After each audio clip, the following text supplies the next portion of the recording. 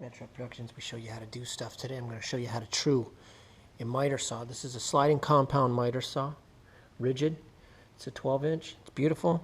I love it. Been using it forever, but once a season you got to kind of true it. So I want to make sure that this edge and the blade are at completely 90 degrees. That builder square needs to go in between those teeth of the blade because the teeth are a little bit thicker than the rest of the blade. And when I put my builder square here, I see that it is touching here and there's a little gap there, which means my blade is just slightly turned this way.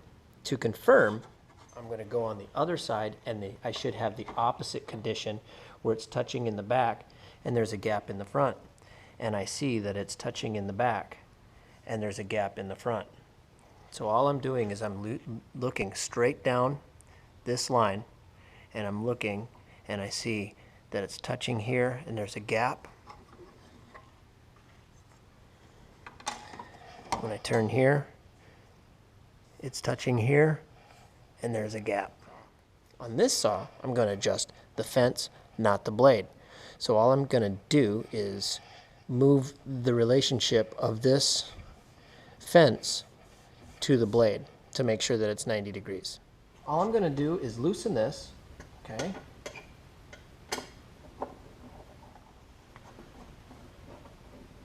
Now I can move this fence. That looks like it's about right. Check it out. Looks good. Just going to hold it.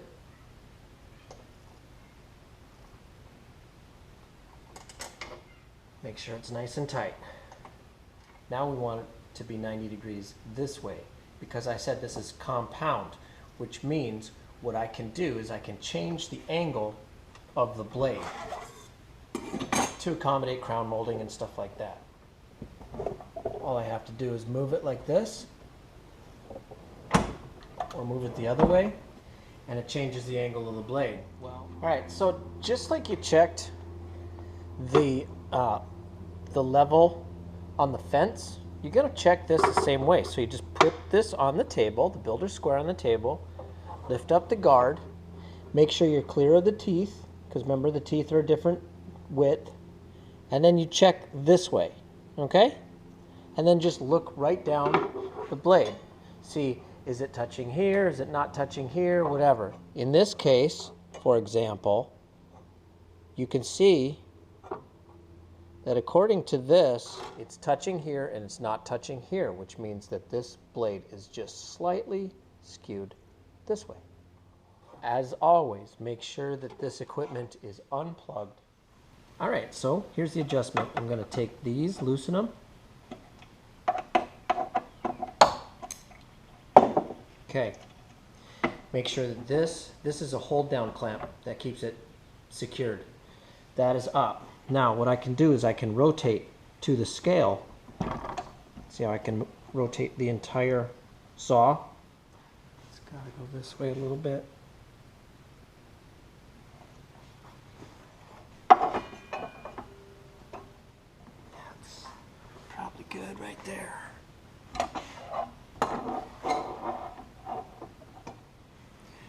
I'm going to lock these back in place.